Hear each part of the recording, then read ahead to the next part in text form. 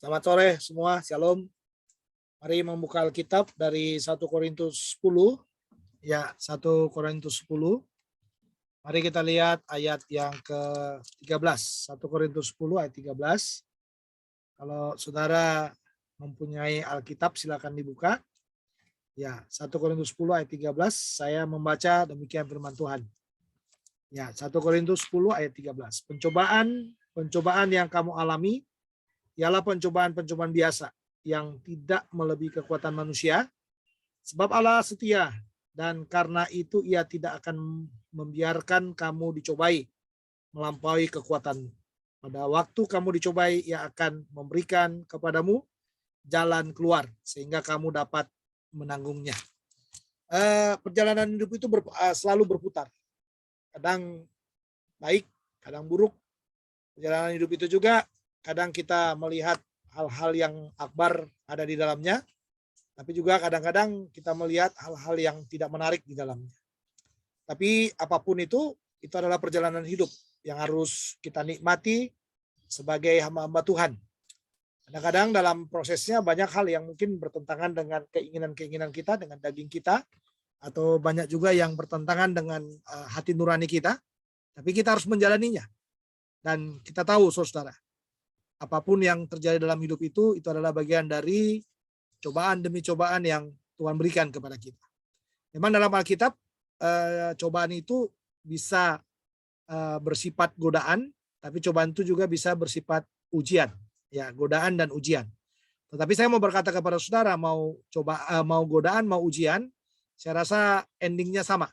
Ya, endingnya sama untuk meningkatkan iman percaya kita atau kemampuan kita untuk menguasai diri kita dengan baik. Dalam konteks kita, ya ayat 13 tentang cobaan ini ditaruh menjadi kesimpulan sementara untuk peralihan kepada persoalan yang berikutnya.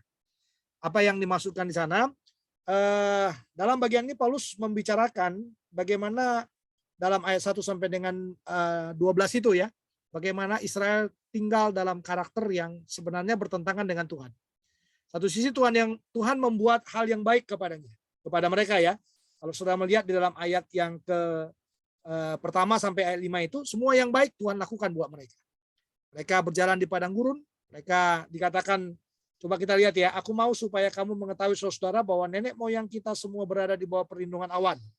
Dan bahwa mereka semua telah melintasi laut untuk menjadi pengikut Musa, mereka semua telah dibaptis dalam awan dan dalam laut. Mereka semua makan makanan rohani yang sama, dan mereka semua minum minuman rohani yang sama, sebab mereka minum dari batu karang rohani yang mengikuti mereka, dan batu karang itu ialah Kristus. Tetapi sungguh pun demikian Allah tidak berkenan kepada bagian yang terbesar daripada mereka, karena mereka ditewaskan di padang gurun. Jadi semua yang baik Tuhan buat, tapi Tuhan katakan, saya nggak berkenan kepada dia.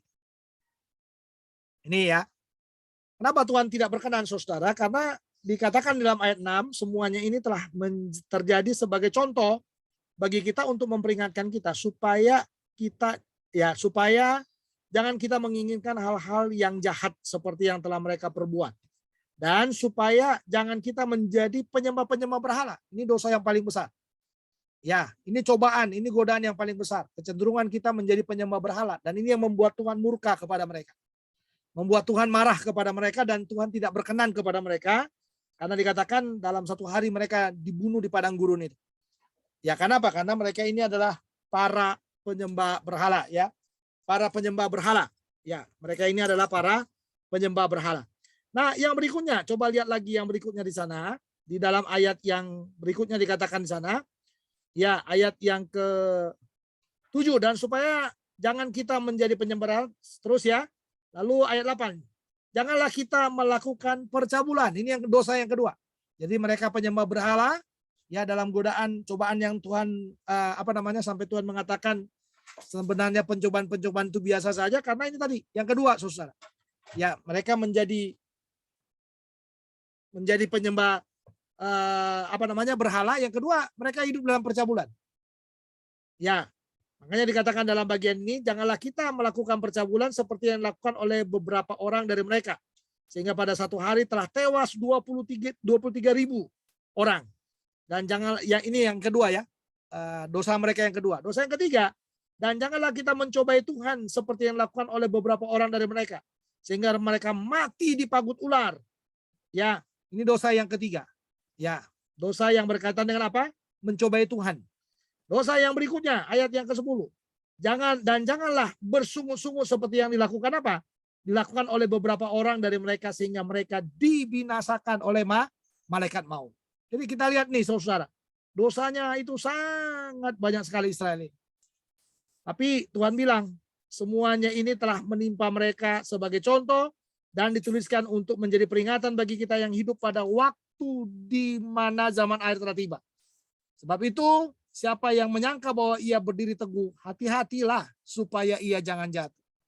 Jadi maksudnya apa? Jangan pernah bilang bahwa saudara tidak pernah akan melewati cobaan. Ternyata Israel itu nggak lolos menghadapi yang namanya cobaan. Ya, tidak lolos menghadapi yang namanya apa? Cobaan. Justru cobaan itu membuat mereka bagaimana? Membuat mereka menjadi berdosa di hadapan Tuhan. Dan dosa-dosa yang tadi sudah saya katakan kepada saudara, itu dosa-dosa yang sangat menyakitkan hati Tuhan. Sangat mengecewakan Tuhan. Sehingga tidak ada jalan lain Tuhan membinasakan mereka. Tidak ada jalan lain Tuhan menghabisi mereka. Ya, karena dosa-dosa yang terus berakar. Dan dosa yang paling Tuhan benci itu adalah dosa persungutan. Orang-orang yang bersungut adalah orang-orang yang tidak bisa bersyukur. Orang-orang yang bersungut, saudara, adalah orang-orang yang tidak bisa menerima kenyataan. Orang-orang yang bersungut-sungut adalah orang-orang yang tidak bisa menerima realita hidup, kepahitan, kesenangan yang ada di dalamnya. Orang-orang yang seperti ini ada dalam murka yang daripada Tuhan. Tetapi Tuhan mengingatkan kita bahwa dikatakan di ayat 13 itu, itulah yang menjadi kesimpulan awalnya. Bahwa kamu boleh berdosa, kamu boleh melakukan apapun, kamu boleh mencobai Tuhan, kamu boleh menyembah berhala, kamu boleh bersungut-sungut, kamu boleh melakukan percabulan. Tapi ingat bahwa dalam sebuah pencobaan tidak ada yang menarik di sana. Tidak ada yang hebat di sana. Karena Tuhan katakan apa? Pencobaan-pencobaan yang kamu alami ialah pencobaan biasa yang tidak melebihi kekuatan manusia. Jadi cobaan itu biasa, artinya apa? Pencobaan itu tidak pernah melebihi kekuatan manusia. Jadi nggak ada, saudara. Jadi Anda mau dijungkir balik, Anda mau jadi apapun, itu biasa. Nggak ada yang melebihi kekuatan manusia di sana. Nggak ada sesuatu yang hebat di sana. Itu semuanya biasa-biasa saja kata Tuhan. Makanya Tuhan katakan pencobaan-pencobaan itu biasa. Jadi jangan pernah Anda mengatakan, aduh saya tertekan, aduh saya dihimpit, aduh saya nggak mungkin. Biasa. Tapi memang biasanya saya dan biasanya saudara itu berbeda. Ya, kalau saudara melihat biasanya saya, mungkin saudara mikir, aduh, kok dia bisa gitu. Atau saya melihat biasanya saudara, mungkin saya akan berkata juga sama, kok dia bisa gitu. Tapi bagi Tuhan yang menilai cobaan itu adalah biasa. Jadi pencobaan itu adalah biasa. Yang kedua, pencobaan itu selalu ada jalan keluarnya. Itu makanya di dalam ayat yang ke-13 di sana dikatakan apa, saudara? Ya, sebab Allah setia dan karena itu ia tidak membiarkan kamu dicobai melampaui kekuatanmu. Ya, jadi sekali lagi ya. Ya, sebab Allah setia dan karena itu ia tidak akan membiarkan kamu dicobai melampaui kekuatanmu. Ya. Jadi pencobaan itu biasa, lalu yang kedua, pencobaan itu tidak pernah melebihi kekuatan kita. Artinya apa saudara? Pencobaan itu sesuai dengan kapasitas kita. Seringkali kalau orang menghadapi ujian kita memakai contoh Ayub yang menghadapi 10 peti mati dalam satu hari. Ya, 10 peti mati satu hari. Hilang hartanya dalam satu hari. Seringkali kita menggunakan itu menjadi contoh orang-orang yang menghadapi pencobaan. Tapi saudara harus tahu di dalam bagian yang dikatakan di dalam teks kita. Sebab Allah setia dan karena itu ia tidak membiarkan kamu dicobai melampaui kekuatan. Ayub mampu karena apa? Kekuatannya sanggup. Allah melihat kekuatannya. Makanya dari pasal-pasal berapa itu setan itu waktu bercakap-cakap dengan Tuhan itu ya benar-benar dia ingin apa? Memojokkan. Memojokkan siapa? Memojokkan Ayub. Seolah-olah dia mau katakan, kenapa Ayub itu nggak jatuh? Karena Tuhan jaga dia, Tuhan proteksi dia. Tapi apa kata Tuhan? Enggak. Sekarang saya buka pagarnya. Silakan, kamu mau apain saja. Berarti Tuhan mengerti kapasitas kita. Kalau Tuhan ngerti kapasitas kita, mau dicobain bagaimanapun, saudara, kita ini tetap kuat aja. Ya, jadi pencobaan itu tidak akan pernah apa? Melebihi kapasitas kita. Jadi kapasitasnya kita itu Tuhan tahu. Sama dengan Tuhan memperlebar kapasitas kita, semakin lebar kapasitas kita, semakin besar juga cobaannya. Jangan Anda pikir kalau kapasitasmu besar, kekuatanmu besar, maka cobaanmu menjadi kecil. Tidak, makin besar juga. Karena apa? Karena balik lagi, setan itu nggak mau kita ini menjadi orang yang sukses. Setan itu nggak mau kita ini menjadi orang-orang yang berkuasa sama seperti Yesus yang berkuasa itu. Setan itu nggak mau kita menjadi sarana yang dipakai oleh Tuhan untuk berbicara kepada dunia ini. Makanya yang dia lakukan apa? Dia hancurkan kapasitas kita. Lewat apa? Lewat cobaan itu. Tapi ingat baik-baik, cobaan itu ada kapasitas, apa namanya? Tidak pernah melebihi kapasitas kita. Yang ketiga, yang terakhir, saudara.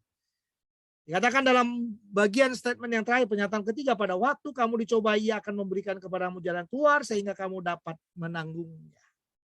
Cobaan itu ada jalan keluarnya. Artinya apa? Kalau saudara jatuh, minta jalan keluar daripada Tuhan. Atau jangankan jatuh. Pada waktu Anda tahu Anda sedang diuji, Anda sedang digoda, minta jalan keluar daripada Tuhan. Jangan asik dan mengikutinya. Karena pada waktu kita asik dan mengikutinya, pada waktu itulah keinginan kita jauh lebih dominan. Ya, keinginan kita jauh lebih dominan. Kalau keinginan kita sudah jauh lebih dominan, saudara, maka lupalah kita dengan orang-orang yang di sekitar kita. Lupalah kita dengan keluarga kita. Lupalah kita dengan pelayanan kita. Lupalah kita dengan apa yang Tuhan percayakan kepada kita. Karena apa? Karena keinginan kita itu sudah jauh lebih dominan di sana. Jadi jelas ya, saudara. Kalau hamba Tuhan menghadapi pencobaan, Anda harus berpikir, pencobaan itu biasa.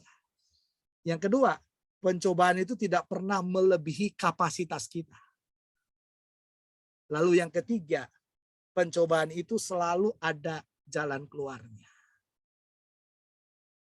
Ya kan? Banyak contoh tadi yang saudara alami ya, dalam ujian ini. Bagaimana saudara mengumpulkan dana. Cobaannya besar, hampir mungkin tidak mungkin ujian. Tapi kan lihat kan, ada jalan keluar nggak? Ada jalan keluar. Karena pencobaan itu tidak akan pernah ya dibiarkan Tuhan seperti itu saja. Selalu Tuhan memberikan apa? Jalan keluar. Makanya dikatakan sana Allah setia. Allah setia memberikan jalan keluar. Allah setia mengukur kapasitas kita. Setia dia. Jadi antara kapasitas dengan jalan keluar itu, di sana ada kesetiaannya Tuhan. Ya, ada kesetiaannya Tuhan yang selalu membuat kita apa? Menjadi orang-orang yang nanti keluar menjadi pemenang di sana. Ya, menjadi pemenang, menjadi sesuatu yang luar biasa, yang pada akhirnya kita bercerita. Kalau bukan Tuhan yang bersamaku, aku tidak mungkin melakukannya. Kalau bukan Tuhan, maka tidak mungkin ada jalan bagi saya. Saudara, semuanya hidup ini karena kekuatan daripada Tuhan. Jangan pernah menganggap saudara itu hebat. Jangan pernah menganggap saudara kita ini orang-orang yang luar biasa. Tidak. Kita menjadi luar biasa, kita menjadi hebat. Karena Tuhan, ada Tuhan yang setia, yang senantiasa mendampingi kita. Mari kita berdoa. Bapa, terima kasih buat firman-Mu. Meteraikan dalam hati kami. Semua pencobaan, baik godaan, ujian yang sedang kami alami. Biarlah kami semua berkata itu biasa. Itu tidak melebihi kapasitas kami. Dan selalu ada jalan keluar yang Engkau siapkan bagi kami. Termeterailah firman-Mu dalam hati kami. Dan tolonglah kami yang sedang menghadapi cobaan demi cobaan dalam hidup ini. Dalam Kristus Tuhan kami sudah berdoa. Amin.